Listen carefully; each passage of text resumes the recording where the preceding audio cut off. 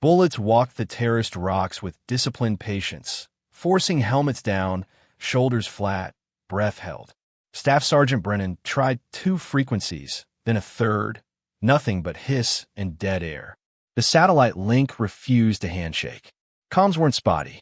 They were jammed. Contact left. RPG team moving. The warning dissolved into the crack of incoming rounds. Stone chips sprayed like shrapnel. Private Chun bled behind a boulder, the medic's hands slick with crimson despite the tourniquet cinched bone tight. They needed a lull. The enemy wasn't giving them one. High ground on 3 sides. A funnel-shaped ridgeline that channeled them straight into a geometry textbook on how to die. One narrow exit, and it was pre-sighted. Classic kill zone. Amateur hour for the defenders. Masterclass for the shooters. Brennan's voice cracked over the chaos. We're out of options. Partial magazines. Overheating barrels. A machine gunner rationing bursts because sustained fire would cook the weapon. The math was simple and brutal. They had minutes, not hours. Then, a sound that didn't belong. Pop. Distant. Precise. Almost polite in its understatement. One enemy position went silent. Not suppressed. Silent. Brennan didn't even see what dropped. Neither did anyone else. They were too busy keeping their skulls intact. Pop. An RPG threat collapsed mid-raise, the tube clattering against stone. The incoming pressure stuttered like an engine missing a gear. The enemy's volume spiked. Angry now, coordinated, meaning they'd noticed someone. They just couldn't figure out where. In the back of the formation, ignored until this moment, sat the quiet one. Specialist Kara Lynn. Face calm. Eyes tracking. A long rifle case opened beside her like she'd been expecting this all along. A near-miss chipped rock beside her cheek. She didn't flinch, just worked the bolt with the kind of controlled restraint that separated shooters from survivors. Nobody had been listening to her for 18 hours. The battlefield was listening now. How did she find the angle from inside a kill zone? Why did the enemy come this prepared? And what role was she really here for? The one nobody bothered to ask about. Pre-dawn at the sensor relay site tasted like dust and diesel. The briefing was simple because simple missions always went sideways. Recovery op, Brennan said, tapping a map with 2 fingers. Down surveillance node, Terraced Hills, 12 clicks out. We pull the data module, verify integrity, and extract before noon. Fast in, faster out. The unit composition told the story. Squad leader, medic, radio operator, 2 riflemen, machine gunner, and her. The temporary attachment. The quiet marksman nobody requested. Brennan glanced her direction with the kind of look that said extra weight. Lynn, you watch our 6. Stay close. Don't wander. She nodded once. Didn't argue. Didn't explain that she'd already memorized the terrain from satellite imagery, marked 3 alternate routes, and noted the wind patterns for the ridgeline pass. The terrain preview was beautiful and lethal. Dry gullies cutting between terraced hills, a ridgeline that offered clean sight lines for anyone smart enough to use them. Limited cover, predictable movement corridors, the kind of ground that punished lazy planning. Comms will be spotty, the radio operator warned, holding up a handheld unit and a small satellite uplink. Terrain interference. We've had reports of reception gaps. Lynn studied the map silently. Reception gaps. Interference. Words people used when they didn't want to say jammed. Brennan continued. Local intel suggests organized fighters in the area, not bandits. Someone's been watching patrol schedules. She performed her preparations without fanfare, checked wind direction with a piece of ribbon, adjusted pack weight distribution, confirmed a map coordinate with a pencil mark. Small competence signals nobody noticed. Her optic battery was weak. She'd brought a backup, but it was older, less reliable. She didn't mention it. The last 3 times she'd flagged equipment concerns, she'd been waved off with "we'll make it work." One of the riflemen, Morrison, limping slightly from an old ankle injury, made a joke about her silence. What? Cat got your tongue, Lynn?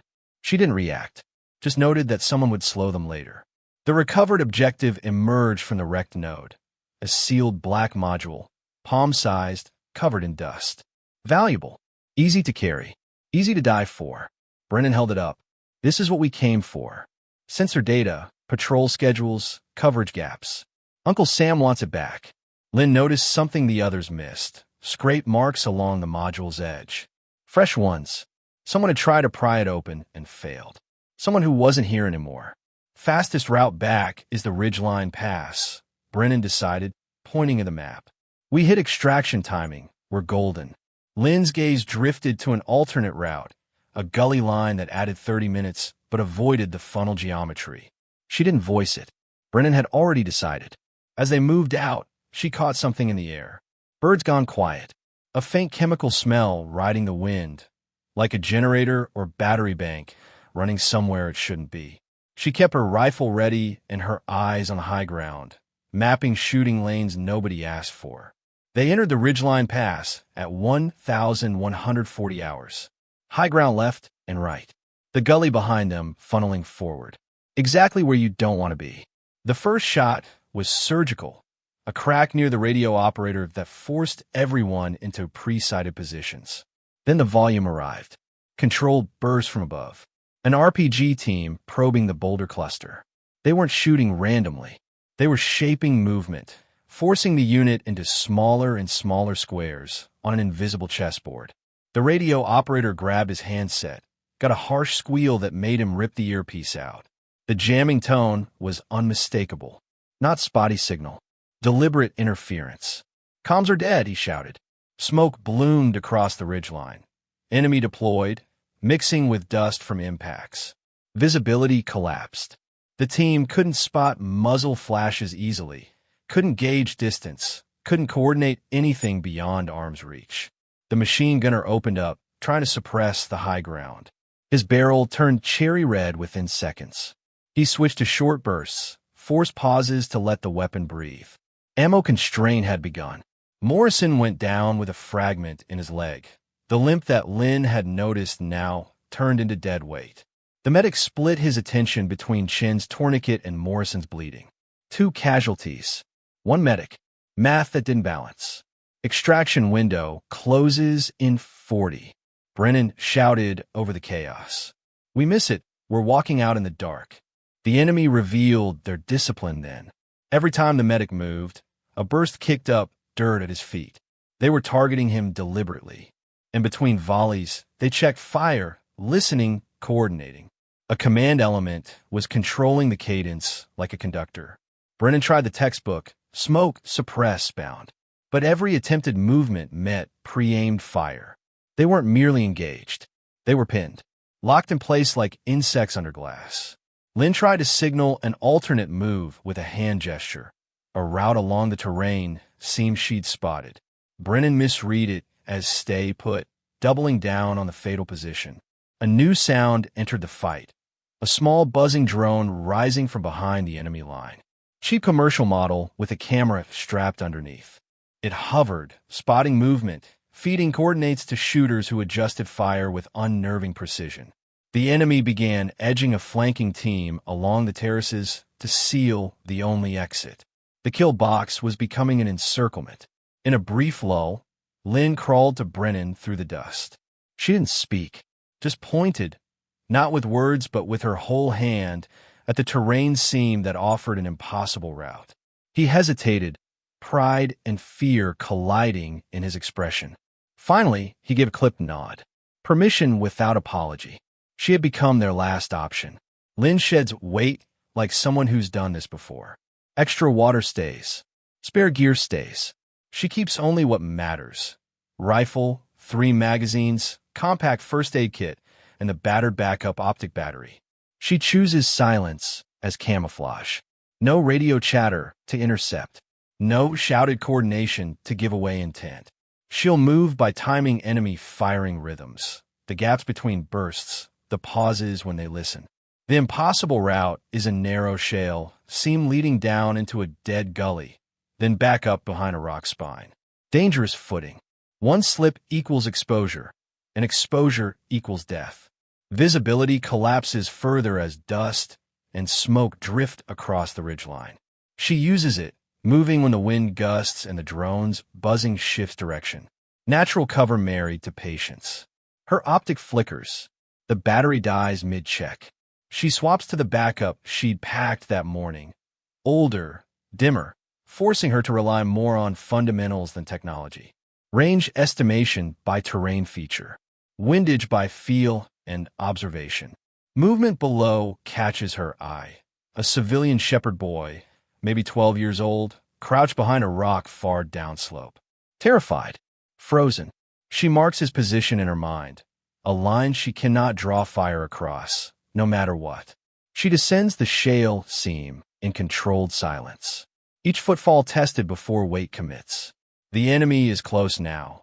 She hears whispered commands in a language she doesn't speak, the clink of gear being repositioned. Close enough to smell their sweat. She stays still. From her new vantage, she marks the force multipliers visually. A jammer setup powered by a small generator tucked behind a terrace fold. A spotter with a tablet receiving the drone feed, directing fire. An RPG pair repositioning to bracket the exit route. She verifies range without excessive calculation, measured by terrain features she'd memorized from the satellite imagery. That rock face is the same one from the map. The terrace spacing matches her brief. Anchored details to reality, not mathematical theory. A micro-choice reveals her training. She could take an easy rifleman from this angle. Clean shot. But she waits. She's hunting the brain, not the trigger. The force multipliers that enable the kill box, not just the shooters filling it. She buries herself into a shallow scrape behind a stone lip. Natural hide. Rifle supported on packed earth. Breathing synced to a count she learned years ago. Heart rate controlled through deliberate calm. She looks back once, sees her unit still pinned, the medic shielding Morrison and Chun with his own body. Her isolation sharpens into responsibility. They're counting on something they don't even know she's doing. Target ladder. She ranks threats mentally with cold precision. 1. Jammer crew. 2. Drone spotter link. 3. RPG teams. 4. Squad leaders directing fire. 5. Crew served weapon pinning the exit. First shot. The spotter holding the tablet drops. The drone feed stutters, loses its guided eye. Enemy fire becomes less precise for a beat. Shooters guessing instead of knowing. Pop. Second shot. She hits the generator operator. The engine coughs, sputters. The jamming tone weakens, flickers like a dying light bulb. Pop. Third shot. She disables the jammer itself with a deliberate strike into its housing. Sparks. Smoke. The jamming tone dies completely. Comms crackle back to life, faint, broken, but usable. The radio operator catches the sliver of signal like a lifeline. His transmission is clipped, desperate, pinned. Ambush. Need pickup shift. Grid follows. Lin pivots to the RPG teams. One collapses mid-kneel, the tube clattering uselessly. The other freezes, suddenly afraid to expose himself with the launcher. She targets leadership next. A man gesturing, relaying hand signals to multiple positions. He drops. The enemy cadence falters immediately. Bursts become less synchronized. The puppet show loses coordination. Then she finds him, the actual commander. The one who never fires, only controls. Older, positioned in cover with sight lines to his entire element. He's calm, giving orders with hand signals and quiet authority. Turning point. Pop. The commander drops. The entire enemy line hesitates like a puppeteer's strings have been cut. Confusion ripples through their positions. Fire slackens. Discipline breaks. Brennan seizes the moment instantly. Bound to the exit. Covering fire. Move, move, move. The machine gunner lays short suppressive bursts. The team begins moving. Wounded first, medic and rifleman carrying Chun and Morrison in a controlled scramble toward the only viable exit. But the enemy isn't defeated, just disrupted. They realize a sniper is behind them, above them, somewhere in the rocks they thought they controlled. A counter team launches up the terraces. The drone pivots, sweeping for scope glint, for movement, for any sign of her position. Lin shifts without drama. No hero posing. Just a practical scoot and angle change, staying ahead of their search cone. She's hunting ground that hasn't been compromised yet. New threat, A heavier weapon comes online. Crew serve gun or mortar bracket, she can't tell which. Stone chips rain down near her hide, forcing her to relocate under fire. The civilian boy's position is now dangerously close to the enemy's panic movement. She tracks a tempting target. Easy shot, high-value position, but holds fire.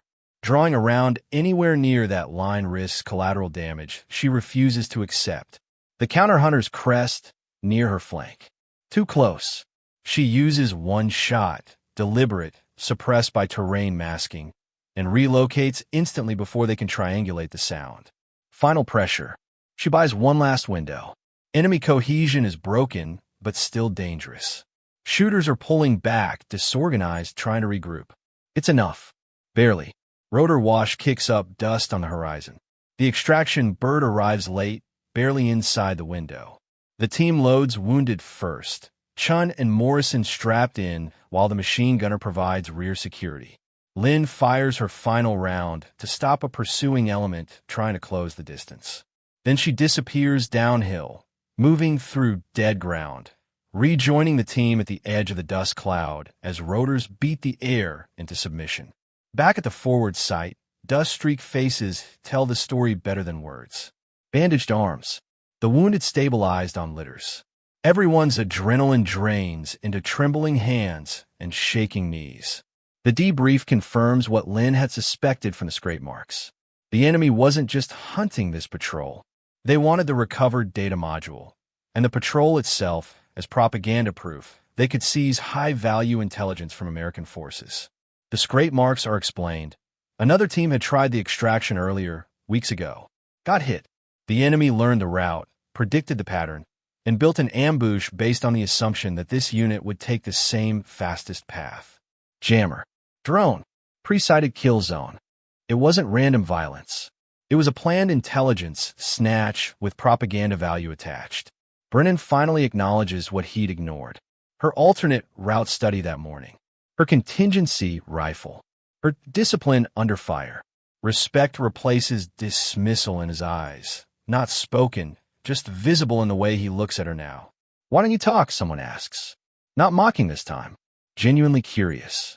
Words leak fear, Lynn says quietly. Fear leaks mistakes. It's not a vow, not trauma, just control learned through hard experience.